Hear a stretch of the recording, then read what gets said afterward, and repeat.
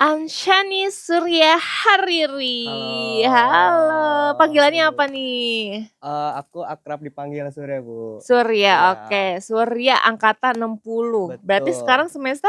Aku sekarang semester 5. Semester 5 Iya. ya. Kenapa sih, Sur, masuk ke IPB dan jurusan peternakan? Tar dulu, jurusan apa? Teknologi Hasil ternak. Teknologi hasil ternak Iya. ya.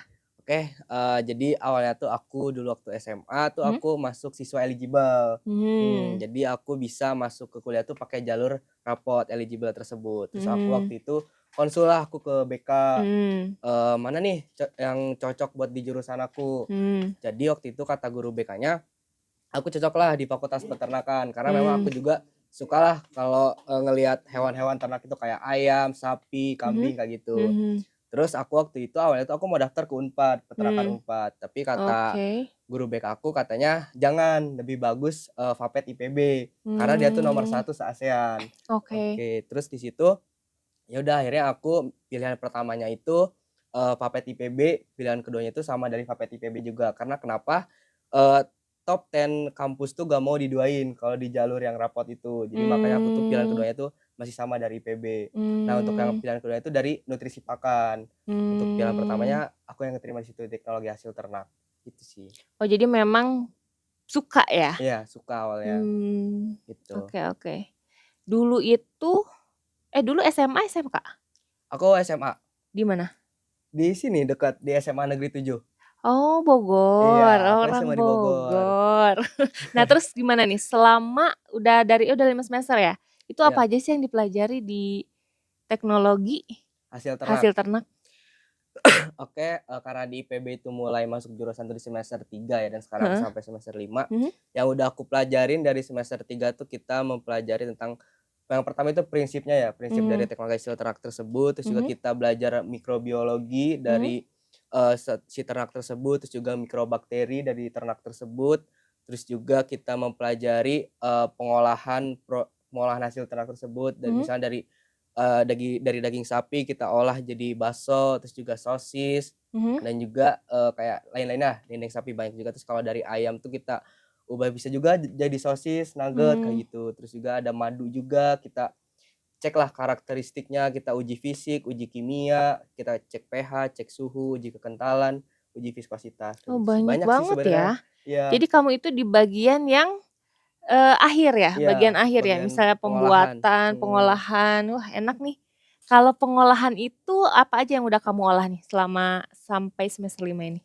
Yang pernah aku coba ya, aku olah Aku selama coba. praktikum tuh, dulu aku pernah ngolah daging sapi jadi bakso, terus juga ngolah daging sapi jadi dendeng, ada namanya dendeng, terus juga selain itu jadi sosis waktu itu, terus juga kalau daging ayam kita ubah jadi bakso ayam, terus juga sosis, sama juga sih sosis, terus juga nugget. Kalau untuk dari daging domba sih belum ya Belum waktu ya? itu. Nah, itu kan bahan-bahannya itu sama nggak sih kalau antara bakso, sosis, kayak gitu? Nugget. Nugget.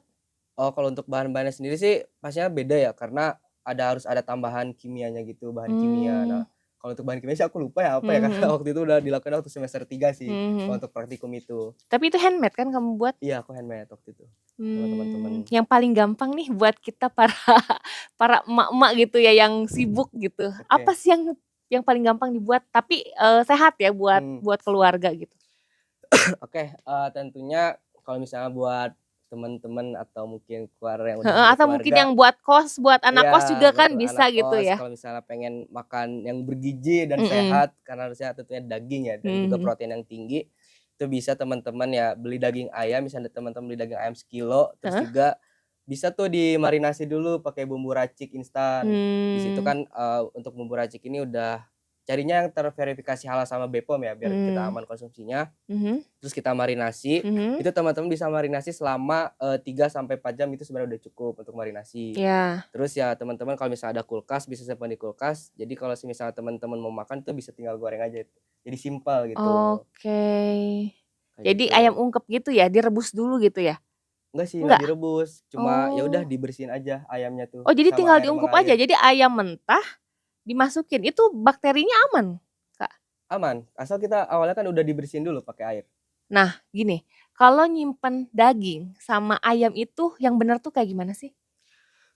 Kalau untuk daging ya khususnya karena Mhm. bener-bener rentan banget sama Mhm. mikrobiologi. Mhm. Nah, kalau daging kan tuh gak boleh ya dibersihin pakai air.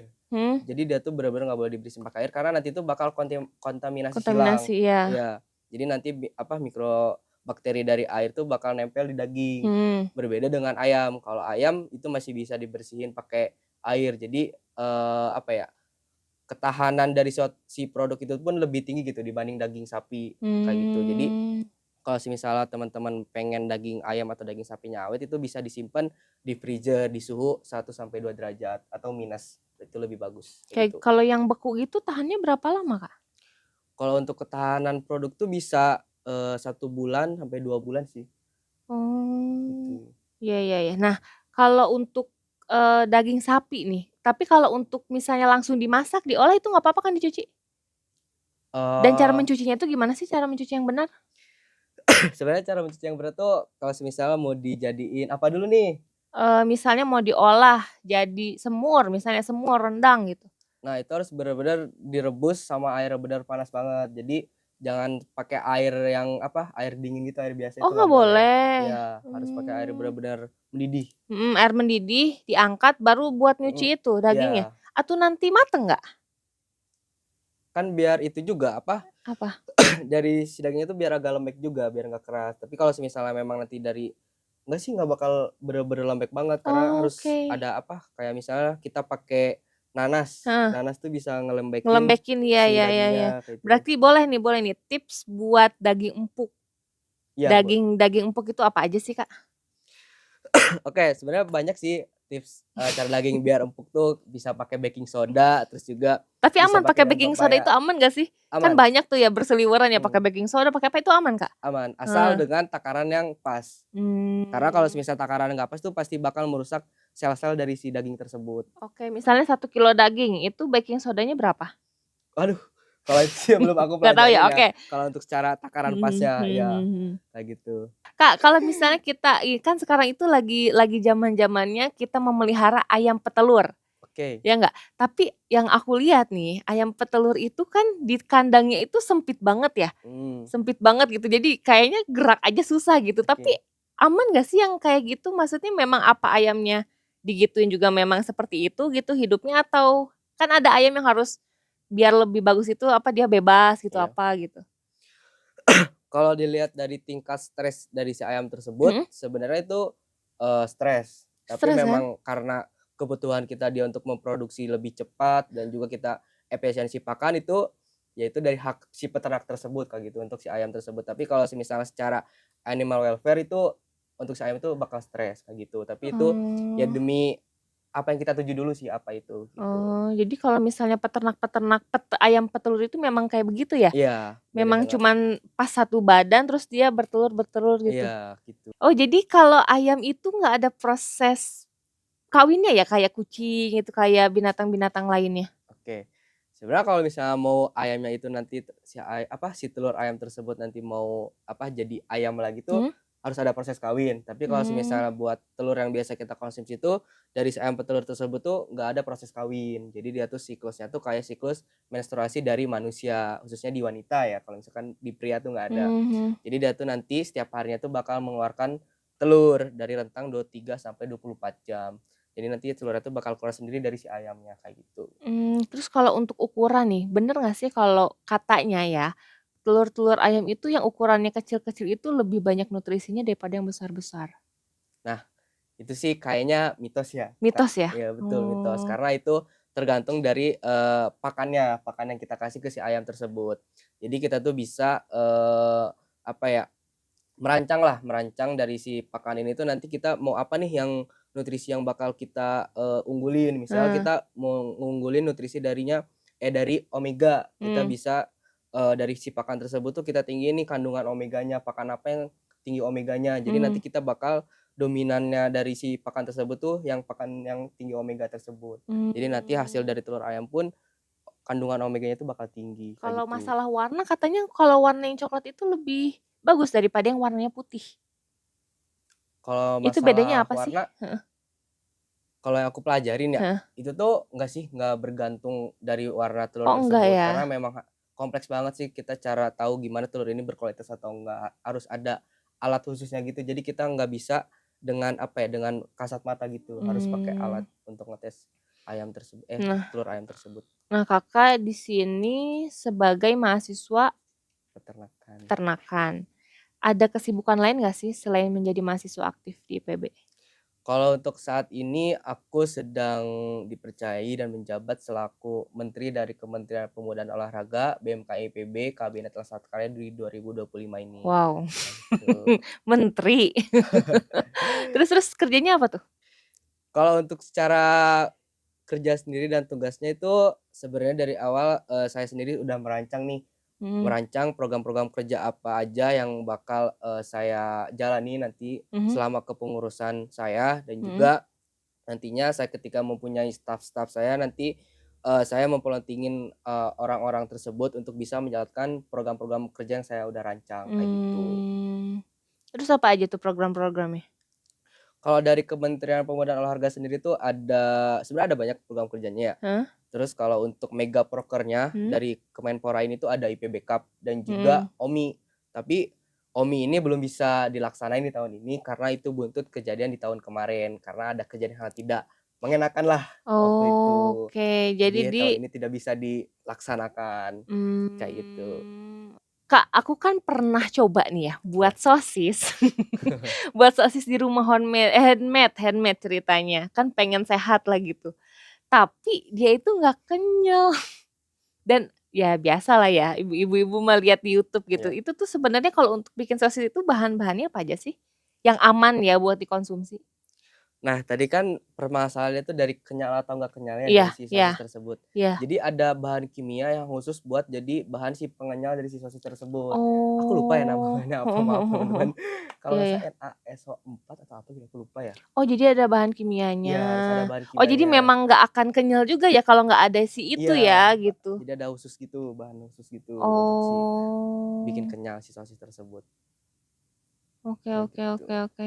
Nah untuk kesibukan Kakak nih, antara akademik dan non akademik, itu selaras nggak sih? Apa nilainya jelek gitu atau gimana? Kalau ngebahas nilai Mhm? akademik, alhamdulillah nilai aku bagus. Ya Di semester alhamdulillah. 3 semester 4 pun alhamdulillah Mhm. di bawah 3,9, di atas 3,7. Wih keren, tipsnya apa nih Kak buat adik-adiknya mungkin ya biar bisa berprestasi di akademik dan juga di non akademik juga masih bisa aktivitas gitu Kak? Oke, kalau saran dari aku sih, mungkin kenapa ya nilai aku bisa besar Mhm. di semester 3 semester 4 tersebut tuh, karena ya udah gitu kalau misalnya dari teman-teman lagi jadwal kuliah, jadi lagi jadwal belajar, ya udah gitu fokus belajar, fokus Mhm. juga jadwal kuliah kayak gitu. Terus habis itu kalau misalnya teman-teman ikut organisasi atau kepanitiaan tuh bisa teman-teman laksanain atau lakuin itu setelah jadwal jam kuliah tersebut tuh udah selesai gitu. Jadi ngebagi waktunya tuh di situ, kalau semisal mungkin ada tugas atau mungkin, laporan-laporan dari praktikum kayak gitu tuh nanti kan itu tuh ada deadline-nya ya, nggak Mmm. mungkin sehari bakal beres. Nah itu tuh Mhm. gimana dari, teman-teman mengatur jadwal buat, mengerjakan si tugas-tugas tersebut. Tapi tetap harus prioritasin dari tugas akademik, jangan tugas organisasi atau kepanitiaan. Pernah pernah bentrok nggak antara akademik dan non akademik? Sejauh ini sih enggak sih, karena kan Enggak ya? ya kalau aku yang ngejalanin di Kemenpora ini, aku juga nggak mau ngejalanin program ini tuh bentrok gitu sama akademik. Mhm. Tapi kalau misalnya nanti ada tuh nanti di IPB Cup ini, karena Mmm. kan nanti bakal bentrok tuh sama jadwal akademik. Nah, tapi itu tuh atas apa ya, persetujuan dari orang tersebut gitu. Mhm. Dan juga memang kita juga bakal izin langsung ke wakil rektor, kayak gitu. Jadi Oh nanti ada surat gitu. tugasnya. Oh ada surat tugasnya, Mhm, dispensasi lah ya iya surat gitu ya? dispensasi. Oke oke, ada nggak sih mau minta tipsnya nih ke Kak Surya, gimana cara belajarnya biar bisa masuk, biar bisa cepat masuk? Atau ada Oke, tips-tips lainnya gitu yang biar Kakak kalau belajar tuh, oh langsung paham nih, langsung cepet paham gitu? Karena kan sibuk juga kan pasti iya. kan, nggak bisa butuh waktu banyak untuk belajar. Kalau aku sendiri sih jujur ya, maksudnya nggak kayak gimana-gimana secara sistem belajar ya. Mhm. Cuma sewaktu lagi kuliah atau mungkin lagi praktikum itu teman-teman harus benar-benar fokus aja gitu Mhm, ngedengerin iya bener. apa yang disampaikan sama dosen. Kalau misalnya dosen ini kan pasti nyampein secara by PPT ya, Hmm. dan PPT itu nanti bakal di-share juga ke kita, tapi di luar itu tuh pasti ada dosen yang menyampaikan di luar PPT, nah itu tuh harus kita catat, kayak gitu. Jadi kita tuh ya setidaknya tuh nanti walaupun memang ya besoknya lupa, tapi nanti waktu ujian atau H1 minggu ujian tuh kita bisa baca catatan itu, jadi Oh, kita bisa ingat gitu apa yang kita jadi udah bikin rangkuman gitu ya, Kak, iya, ya? gitu. Oke, Kak, selain, orang tua nih, Iya selain orang tua, pasti orang tua mendukung banget kan ya kuliah. iya, Ada lagi betul. nggak sih support system lain? Ada sih, Bu. Ada, siapa tuh? Kebetulan, anaknya tuh jurusan KMN. Oh, serius? Anak Iya, KMN? Oh. Angkatan eee, berapa? angkatan 60, satu angkatan. Oke, angkatan 60 Makanya aku ya. tahu ruangan ini suka dipakai praktikum sama anak KMN. Oh gitu, jangan-jangan waktu anak-anaknya oh lagi siaran berarti ya sekarang juga Iya, ya? Lisan Radio. Oh berarti pantesan dengerin udah tahu 105,6 FM Eh, ya. Oke, gimana nih? Berarti, sering ketemu?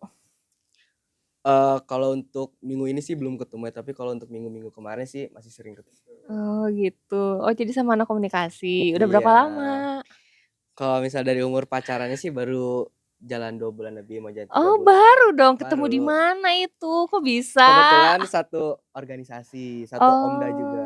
Omda. Iya. Oke berarti besok aku cari orang yang masuk Omda ya. Nah gimana nih kalau untuk menjaga hubungan komunikasinya? Kalau untuk menjaga hubungan dan komunikasinya tuh, yang pertama sih, apa ya, komunikasi berkabar sih, itu sih paling penting. Mhm. Jadi mungkin, kalau misalnya dari aku sendiri sih kalau misalnya aku mau ke mana-mana, misal aku mau ke sini tuh aku ngabarin dulu gitu, aku ada Mmm, kegiatan hari ini. mhm Jadi mhm. si pasangan pun nggak khawatir gitu, aku nggak Oke. ada kabar kayak gitu. Itu Tap sih yang bikin, apa ya, yang bikin jarang ribut sih aku sama dia kayak oh gitu. jarang ribut? Masa sih?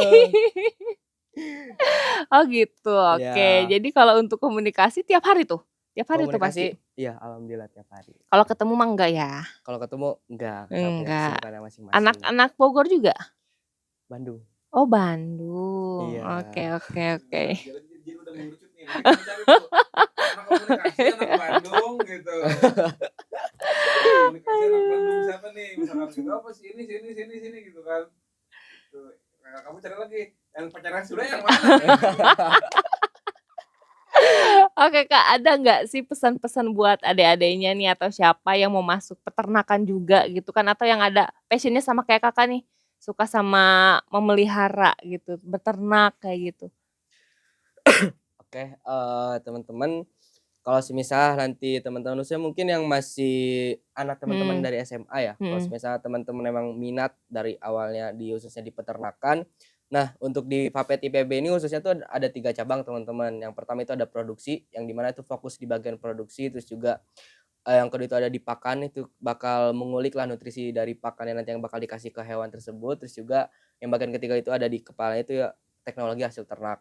Nanti kita bakal mengolah produk-produk dari hasil ternak tersebut menjadi suatu produk yang berkualitas, kayak gitu. Terus kalau teman-teman memang, apa ya, benar-benar minat di peternakan, ya mungkin teman-teman tuh bisa, apa ya, mengunjungi atau mendatangi ke peternak-peternak lokal mmm, masyarakat. Dari situ teman-teman bisa belajar secara langsung ke peternak tersebut dan juga mungkin bisa, apa ya, nyolong start gitu. Kita bisa tahu duluan apa yang nanti mungkin bakal mmm, dipelajari. Karena sebenarnya tuh ilmu dan teori itu bener-bener teori dan praktek lapangan itu sebenarnya bener jauh. Jadi mmm. aku saranin sih teman-teman kalau misalnya benar-benar mau nyolong start, pengen fokus di peternakan tuh, teman-teman tuh bisa banyakin sharing sama peternak-peternak lokal di masyarakat di Indonesia ini, kayak Dan gitu. bisa nyoba-nyoba juga kan ya, kayak Iya, sekarang di rumah ya gitu kan, sekarang betul. udah banyak banget trennya kita beternak di rumah Betul itu. dengan memelihara ayam petelur gitu kan.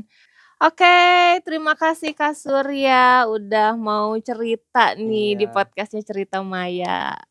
Semoga kuliahnya dilancarkan, lulus amin. tepat waktu, dan Amin. dilancarkan aktivitas-aktivitasnya ya. Dan Amin. masih banyak kan ini acara-acara yang bakal mau Iya digeluti, iya betul, dijalani. masih banyak. Masih Doakan banyak ya? teman-teman lancar, untuk Amin lancar amin semuanya, amin. Oke amin. terima kasih ya Ya Kak. terima Sekian kasih dari juga Ibu, kami. Assalamualaikum dadah. warahmatullahi Waalaikumsalam wabarakatuh. warahmatullahi wabarakatuh.